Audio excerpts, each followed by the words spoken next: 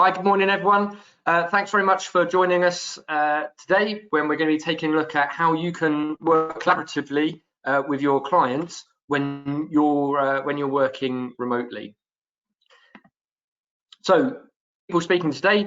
So there's me. So I've worked in the accounts industry for about 20 years, working in practice, and then working with Wolters Kluwer in professional services, and now I look after all of the non-compliance products, all the practice tools. So this is things like practice management, document management, workflow, those kind of things.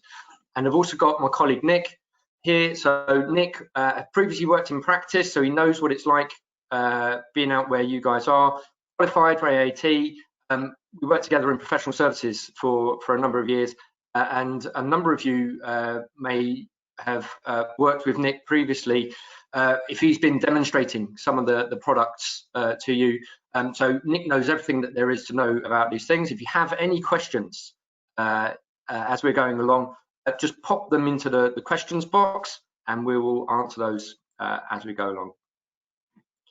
Okay, so briefly, what are we going to be doing today? So we're going to take a look at document management and CCH one-click. So for those of you who don't have a document management system or a client portal, I'm going to give you a few things that you should be thinking about when you're looking at the products. For those of you who do have document management or CCH one-click, Nick's going to be giving a few hints and tips to just help you use this more efficiently and help you get and help your clients get the most out of this. So I'll give you a couple of things to think about. I'm then going to hand over to Nick, who's going to do all of those bits and pieces, and then we'll finish up again with just something you can think about of how you can measure any benefit of taking a document management and client portal system, and then any questions and answers as well. Okay, so if you already have our products here, we just want to make sure that you're getting the most out of them. So things that you should be thinking about now, particularly when people are working remotely and maybe you're not seeing your customers or your clients face to face, how can you be maintaining a really high quality of service and making sure that you're retaining clients? You want to be thinking about where the interaction, the physical interaction is decreased, and people are working odd hours where they're working around childcare and their own personal lives. How can you make documents permanently available to your clients for them to access at any time? So whether they're putting together a request for a loan, that could be 11 o'clock at night, they need their tax returns or their accounts. It's no good if they can't get their hands on those instantly if they need to be coming through to you. Other things you need to be thinking about, if you're doing all this stuff, if you're sharing documents with your clients and if you're exchanging information, how can you be doing this securely? So you need to be thinking about multi-factor authentication. So not just tapping in a username and password, but where you get on your phone a little authenticator app, or you're asked to put in the code, just so there's that additional level of security. And following on from that, you need to make sure that any system you're putting in place, how have you got a full audit trail of what happened, when, who did certain things, who looked at documents, both for you, but also clarity for your client as well, so that they are aware of this. And then again, with all electronic systems, you just need to be thinking about, are these stored in such a way that would be legally admissible if you ever needed them, and also thinking about under GDPR, making sure that you are retaining the documents you should be retaining, and then anything which is no longer required, how can you automatically then be getting rid of those documents? All right, so I'm going to hand over to Nick now, and Nick, some hints and tips. Yeah, absolutely. Thanks for that, Evan. I'm just going to take control of the screen. So yeah, as Evan said, I'm going to take you through the software similar to if anyone was on the call yesterday.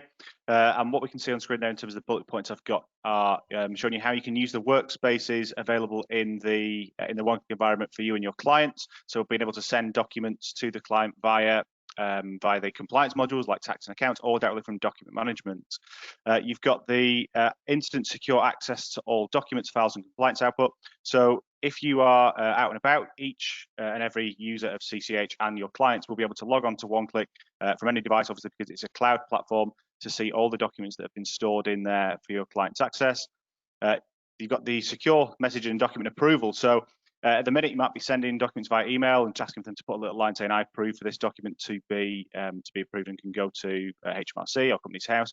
What you can do is actually send a document with an approval tag on it. So your client has to tick a box and put a password in to prove that they have approved it. And you've got a nice little audit trail, as I've mentioned previously, to back that up if anyone ever queries it. It also helps your GDPR compliance efforts because it links directly to client records held in CCH Central. So all your addresses and associated records are all in that same database of information. So what I've got, if I just close out of my presentation here and open up Central, what I've got there is my John Bain client record. Just a client of mine that I've got activated to use OneClick that I can send documents and messages to from. So one of the columns that I've brought in here is called Portal Approval. Now, if I right-click on it and go to Field Chooser, it will be in here called Portal Approval if you've not got it already, if you're using OneClick. Really important to drag that into my columns here, because what it means is any document that you've sent to the client for approval, it will now have a nice little button on it, whether it says approved or rejected from the client. If I scroll down, you see I've got one that's pending that I've sent to the client previously for approval. And if I click on any of these, it does say that John Bain approved the document at 15th of April at 11:05. So nice little audit trail there when they have approved documents. So if you are using OneClick in document management, please do bring that column in there. Now, what I'm going to do is I'm just going to send a tax return bundle off to the client for approval and show you what the process is actually like in terms of getting your client to approve or reject documents. But the first thing I'm going to show you before that is that you can set up your client's own filing structure for how they would receive documents at their end and how they would then find them. As we might have seen yesterday, and if you've been using the document management system for a while, you have the concept of tagging documents up in specific ways, such as with document types, such as correspondence and portal messages and bills, that you are able to find documents in our document management system yourselves as staff. However, for your client, it's a slightly different way in which they would find them. What I have under File and Maintenance, OneClick in the scroll bar, and then Document Folders are the folders available to me that your clients are able to find documents in when you save them in those. So I've got accounts, correspondence, and tax set up. I think they're the default ones that we give to you as clients when you take OneClick. But you can, if you wanted to, create another one for payroll and create monthly or quarterly payroll. And the benefit is your clients only see the folders that you have saved documents into for them. Okay, so don't worry if your clients have an accounts folder and you don't do accounts for them. They would only see tax if you only do personal tax for them and save documents in their end. So it's a bit cleaner than having, say, payroll, accounts, tax, correspondence, and a few other ones. And the client goes, "Oh, I don't know what's in those folders." They only see the documents that and the folders that you've stored documents into. So you can create your own ones there if you want to, and additional years. Okay. So if I go into tax returns and go into 2018, again, if you've not got personal tax, it's fine. You can do it in accounts production. You can do this in corporation tax as well. It's also worth noting, if I just go back a step, actually just missed a step out there, unfortunately. You can also do this process from within document management itself. We'll have seen yesterday in the webinar, you can tick box on the left-hand side and click email at the top to email information to the client. However, you can also tick the box on the left-hand side and choose publish to OneClick, and that will send those particular documents to the client's portal as well. But if you want to do it from the compliance areas, which I would suggest you probably want to do because it's creating greater integration with other information you've got in the central system, I could click tax return bundle at the top. And what this will do is it will create a nice little bundle of documents for your client, one of which will be a tax return letter that you might draft manually at the minute outside of the system or using our document creation facility if you're using document management. It would then also create a tax return and computation as one document, just bringing this through on screen. And you'd find that if you're using this particular facility to auto-generate those 3 documents and collect them as one, it will probably save you about 10-15 minutes a return. Okay, you can see here I've got my letter with information from the tax return automatically populated onto it, and then I've got my tax return and computation. If you want a bit more information as to as to this particular document, we can get your account manager to give you a call and explain that. Now, if you're already using personal tax, that function is included in the product for you. So you just need to get it set up in the background. So just worth noting that you have got that. If you've got personal tax, you might want to take a note of the tax return bundle, and we can get our account managers to give you a call about that. Now, the button I've got there is publish to OneClick at the top, which will send it to my client's OneClick account. If I click that button at the top, it will open up a message box in the middle of the screen. It takes a couple of seconds to pull through, and it will look a bit like an email. And you can see there, new message, Mr. John Bain. And you can see it's coming from me, Nick Moss, and it's going to John Bain. Now that's grayed out. I cannot change that. So for security purposes, I can't accidentally send it to the wrong person. I can't send it to John Smith because I've not picked it from an email and picked it from a pick list. It's doing it from inside the CCH database. So for security and GDPR purposes, you can only send it to John Bain in this circumstance. There is a CC option. And people think, oh, I want to copy in the wife or copy in someone else externally. That's to copy in people internally in your practice. For example, if a junior is creating this message and a partner wants to be copied in on it, it's to copy in internal people into that message. You can see there is a subject and message, body message to type in there. However, what I would suggest each firm has are specific message templates for very often similar types of information they send out many times throughout the year. I might have a personal tax return message, click insert, and it will bring in the subject and the body with merge fields correctly filled in to get information such as the correct year, the client name, my name in there as well. So rather than having to type them manually each time, it's going to automatically appear in the body of the text with the right information. There's my tax return bundle, John Bain Tax Return 2018. And if I click my paperclip here on the right-hand side, this is where it shows you, one, where it's going to file it in the client's area, where they're going to find it. You see, because it's a 2018 tax return in this circumstance, it's going to automatically choose it to be tax 2018, but you can choose where else you want to file it at that point in time. You also have the ability to click Document Center to browse in any more of your client's documents to attach at the same time and send. For example, you might want to send a bill. So if I choose bill in this circumstance and click attach, I could then choose that needs to be filed under tax 2018 as well. It's a tax bill in this circumstance. And I could say that just the tax return requires approval, not the bill. This box here, if you're sending it to multiple directors, for example, if you send in a set of accounts to 5 or 6 directors, you can choose who needs to approve that document, whether it's all 5 or just one of them. You can also click browse, and that would browse to a network location to add in a document from outside. But I would always recommend that if you are using our document management system, you choose Document Center rather than browse, because then you're only being able to add documents that are relating to that particular client that are saved in the Document Center. Click OK, and now I can click Send. Now, if you've got a much, I'd say, larger practice where you maybe got over 100 members of staff, you might want a more senior member of staff to review messages that get sent out to the client before they actually get sent. So you can turn off that send function and force a member of staff to choose select a reviewer. So then it would automatically be noted on the manager's document inbox to approve that message, and then it would go out. However, because it's just me in this firm in this demonstration, I can just click send and it will go. Now, because it's a fully integrated system, and I've done this entirely from within the tax product, what it will do is automatically save that document and bill into the document management system at the same time as me sending it, and mark it as pending approval from the client. So I've just clicked send there. It's going to take a couple of seconds to go through. Again, this is my rural East Anglian Wi-Fi taking its time for it to go. Thinking about it. Just while we're in there, it's important to note that you can have as many different templates as you like. Yeah, you might have seen some in there set up for payment reminders or sending sets of accounts. You can create message templates for whatever purpose you like for your firm. You can see there now that the message has successfully been sent. I can go back to my client, John Bain. I'll just hit a quick refresh, and we'll see right at the top, there's my tax return, which is pending approval from the client. We also see on the left-hand side, this column that I've got set up with a page and a little globe, that is showing me that they are the documents that have been sent to the portal for my client to see.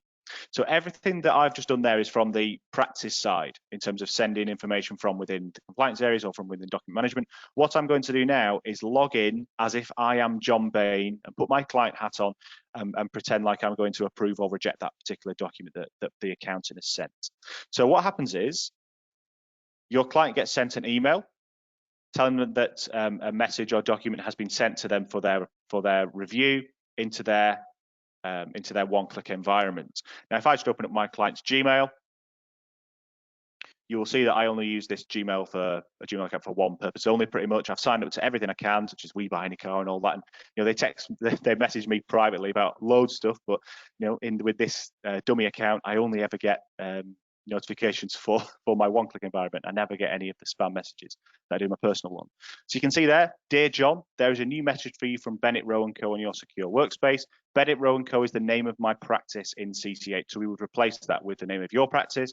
And it says there, please click this link to log in and view the message. If you're unsure what to do, please call your usual contact at Bennett Rowe & Co. Now, where it says, please click this link, I might recommend that you remove that link and say, please go to our website to log in and view the message. Where we have a firm on the south using it called TC Group. And to give you an idea, what they have on their website is a client login button, of which if I click client login, we'll see that the URL is tcgroup.accountantspace.co.uk. We would change that to your firm. And what we do is we white label it using their company logo and color scheme.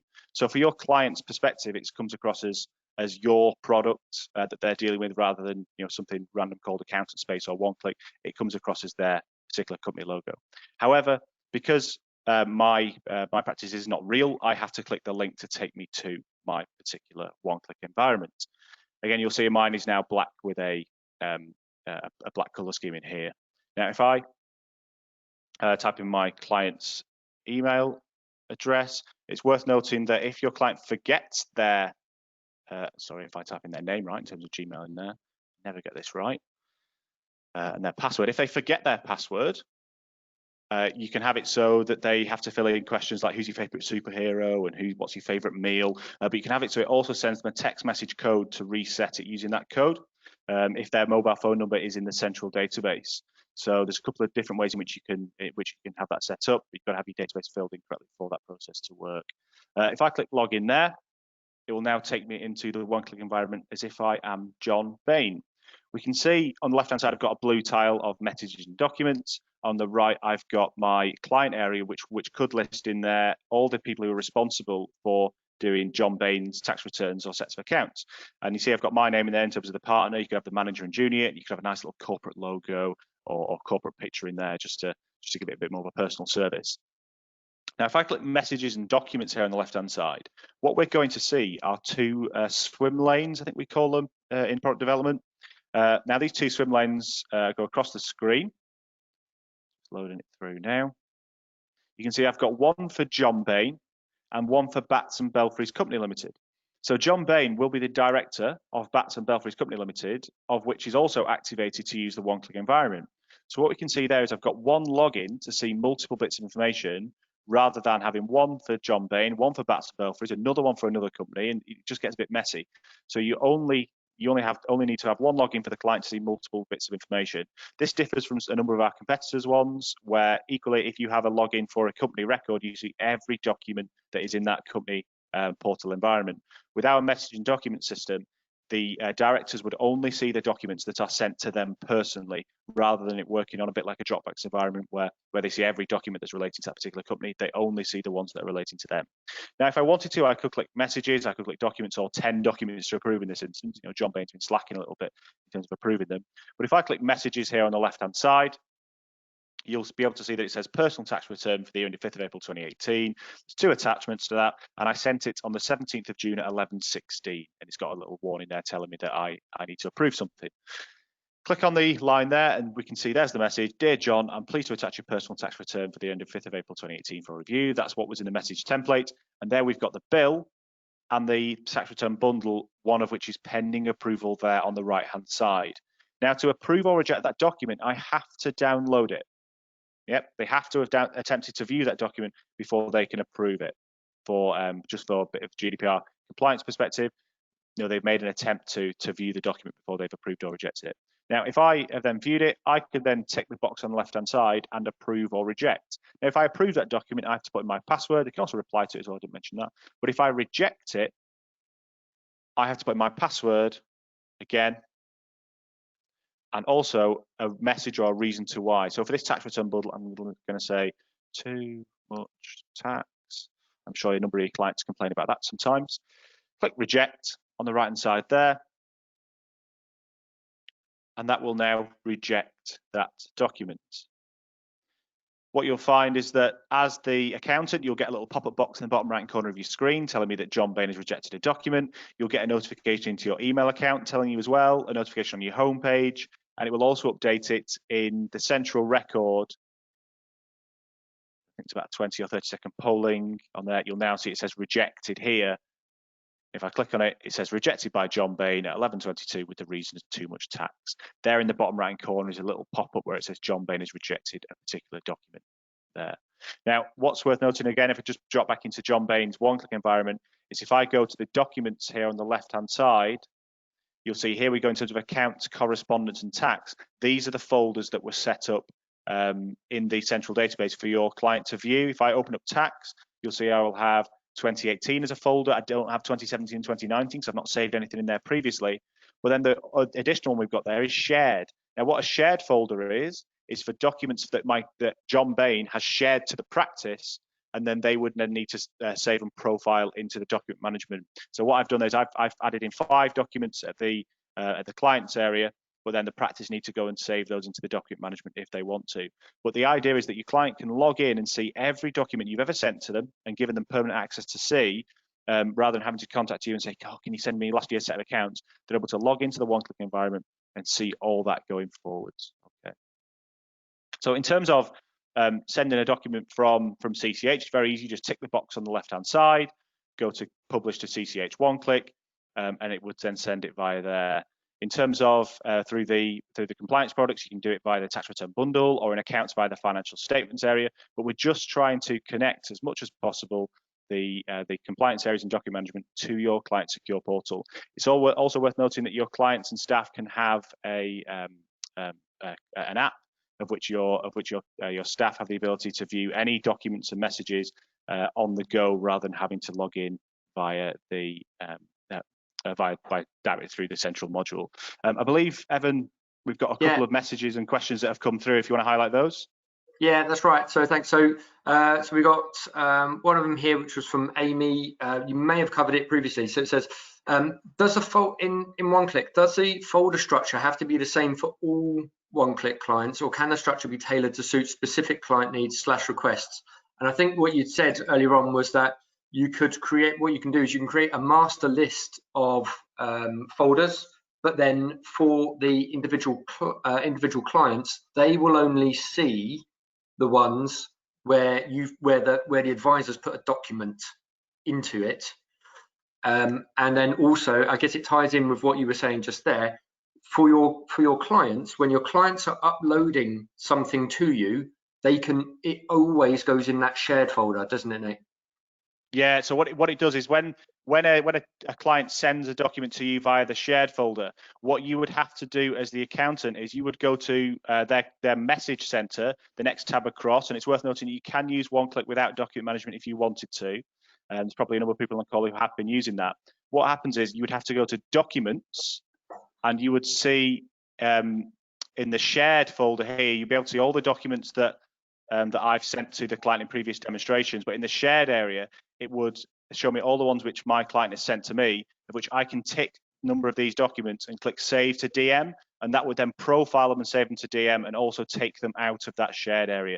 There shouldn't be, in real life demonstrations of this, there shouldn't be any documents in the shared folder for any lengthy period of time, because your staff should be profiling them into the correct area into document management. And next question, and I guess it's kind of a clarifying question. So one in here saying, are the documents in CCH one-click separate from the documents in document management?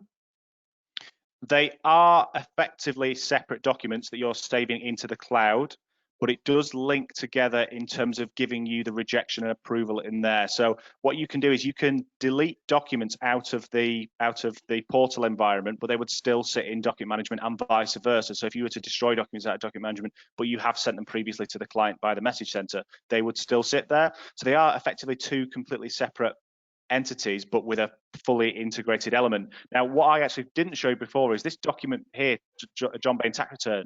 If I was to double click on that document and look at the last page, what I've got is an audit trail that would sit at the bottom of this particular document, which would then show me every time John Bain has viewed the document or when he rejected it, and it's got a nice little audit trail and time on there. I've got my time wrong on my computer, hence why it's an hour out for the one when the document was sent. But you have a nice little audit trail or a document activity report for either you and the client, or just for you. You can have that set in the background of the system. So a nice little audit trail of what's happened to that particular document there. Two other questions. I know we've got a question section at the end, but as you're on the screen, it's probably relevant for here. So there's a question just saying, when we go into the document center, we don't see which documents are waiting to be approved or not. How did you get that? How did you get that on your screen? So what I'll do is I'll just take it back to what yours might look like. Yours might look like this originally with no portal approval column. What you need to do is right click anywhere in this screen. So right click on the mouse, go to field chooser, and you have a column called portal approval. And if you drag that portal approval column in, it would then show you whether they've been approved or rejected in there. What you would need to do then is close that particular client and make sure you've got no other clients open, and then reopen it, and it would save that setting for you. What you are then able to do is use the filter on the right hand side and say portal approval equal to pending, hit search, and it will now show you for this particular client all the documents that are pending approval from them. And you are able to also do that in the global document center and say, show me all the documents that are at the one-click area that are pending approval across the entire client base, particularly important, say, around the end of January. So you can see which ones the clients have or haven't approved, and you can go and notify them in there. Thanks, Nick. I'm conscious of time. I think there's one other question which I'll ask now because it relates to where you are on screen. I think what we'll do then is we'll then just go through the last couple of slides, wrap up, and then if people have got time to stay on for any other Q&A, then we can do that. The question here was, reminder, what happens if a client doesn't approve? What reminders can be sent out? How can we control? Is there a way of controlling them? Yeah, so as I showed you there, you can do a manual search to see which documents are pending approval, and you can go and contact the manual if you wanted to. But we have a reminder service in OneClick that can send email reminders, very similar to what we saw before in my client's Gmail account, telling them that a document needs to be viewed. We can have that set so it can automatically remind them every 5 days, every 7 days. You know, and you can even set it to do it every 5 minutes if you wanted to. You know, if you particularly wanted to lose that client, but you can set automatic reminders that the system can set it for say, remind once a week for 5 weeks, or once every 5 days for 10 times. Have it set in the background to do it automatically for you. Brilliant, thank you.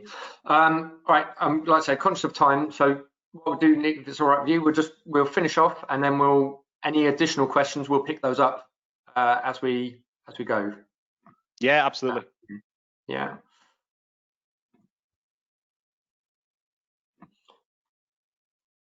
Okay, so just checking. You can see my screen okay there, Nick? Yeah, all good. Excellent. Okay, so just a couple of things to think about, when it comes to how you can be, what you need to think about when you're measuring the value. So the first two here, these are questions of things that you can measure and things that you can cost. Third one, it's about process, isn't it? And getting things done. You don't want to be held up. So if I know when I was in practice, we could have everything, all of our internal processes could be as smooth as you like, but actually the delay quite often was getting a document approved by the client, and then it was email, and people couldn't find it, and actually was replying to an email just saying yes, this is okay. Was that an appropriate thing? Obviously having an electronic document approval means that you can be getting something which is completely admissible and as good as someone signing the piece of paper, but it can be done very, very quickly and instantly. The fourth one, how quickly can your clients access documents they need? That's an important thing, and it ties in with the final thing. I know when I was in practice, we were often asked for copies of tax returns or signed accounts were needed urgently for a meeting with the bank manager, or they needed to access some of this late at night. It wasn't a good use of our time sending this information over to them. And if your client could self-serve, it would be better for everyone involved. Impression, it's intangible, but it's hugely valuable. There's a huge amount of choice for people to choose who they want to work with as their accountant. And while it's true that clients are examining price, what we have seen from talking with our customers, with your clients, and with industry research, what we see is that price becomes an entirely secondary consideration when the service level is high. In these products, document management and one-click, they use from sole traders through to the largest practices in the country. By using these, you can be providing as high a level service as the very large practices, but only paying an appropriate amount given the size you are. So any questions? So yeah, we've had quite a few on there. One that I've got on here was actually asking about electronic signatures. So there's a question here saying, so we can see on here that you're approving the document. Would it be possible to put like the equivalent of a wet signature on that? And it's interesting that you asked that. That's something which is on our roadmap to be done this year. So we are investigating putting that in so that it's that equivalent of having a signature on a document on there. So that's on its way. A couple other questions here. Is there, from Amanda, is there a way to show all pending approvals for all clients in one go? Nick, one for you. I guess that's what you could do it through Global Document Center or a report. Yeah, I would always recommend doing it from the Global Document Center in that regard. So all you would need to do is click Documents at the top on the ribbon bar rather than in a client's document management system. And then on the right-hand side in the search bar, choose Portal Approval is Pending, very similar to what we saw before when I did it on a client perspective, and just hit search, and that will show you all the documents in the database that are pending approval from the client side. Cool, thank you. Question from Nick. I've added Portal Approval field chooser to document management, but the approved/pending/rejected isn't showing for any of the documents on certain clients. Is there a reason why that might be happening? Nick, is there anything you know off your top of your head why that might be happening?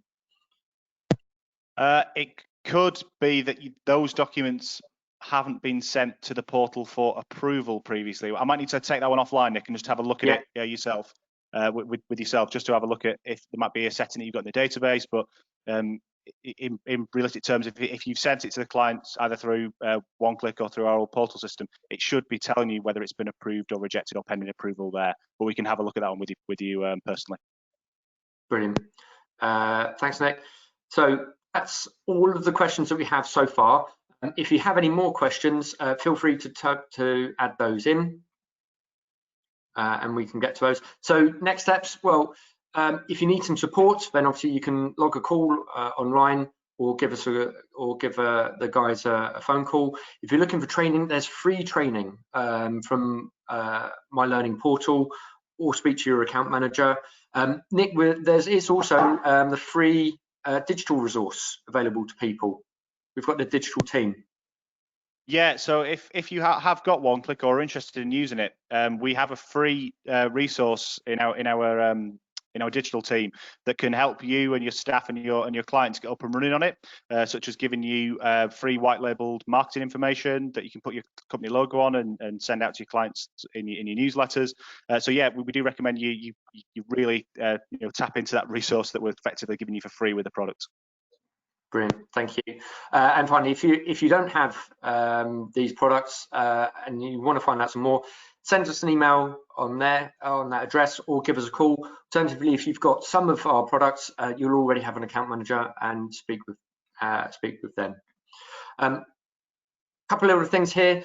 So starting with the one in the middle, 1st of July, we've got our third and final part of DM webinars, and this is where we're going to look at how you could be using document management to help you manage your own internal HR function. We found from a session back in April that I think there was only one person out of, you had 140 people on that session, and we only had one person that knew that you could be using this for your HR system and using this internally as well. So we'll do a session on that, so join us for that. Before then, next week, 25th June, we've got an interesting session. So we were talking with some people from Accounting Web a couple of weeks ago, and they've seen a massive increase in people searching for information relating to remote working, especially around mental health, keeping teams motivated, and making sure that you're staying efficient. So on that session, there's going to be no mention of any of our products. It's purely some thought leadership and some practical tips that you can put in place, that we've put in place, that we've seen results, we've seen what works, we've seen some things that don't work, and we're just going to share all of that with you. And then a couple of weeks after that, 16th of July, so KPI monitoring, something we mentioned yesterday. So KPI monitoring, it can report, essentially it can report on anything within your central database. So whether this is overdue documents not been approved, they could be cash which has been outstanding for a certain amount of time. We're going to show you how KPI monitoring can be alerting you to that by email or by text message, so that you are kept completely up to date and you've got your finger on the pulse on what's happening in your practice. So thank you very much for that. Thanks for staying a little bit longer for some of you for those questions and answers. If you want to find out any more, have a look on LinkedIn. Nick's on there, I'm on there. Connect with us. We're very happy to answer any questions on there. And what we're going to do is I'm going to leave this webinar running just for a couple of minutes in case you've got any other questions that you want to submit. And what we will do is we will then put all these into a document, put all the replies, and we'll send them out to you. So thank you very much for joining us. Have a great rest of your day.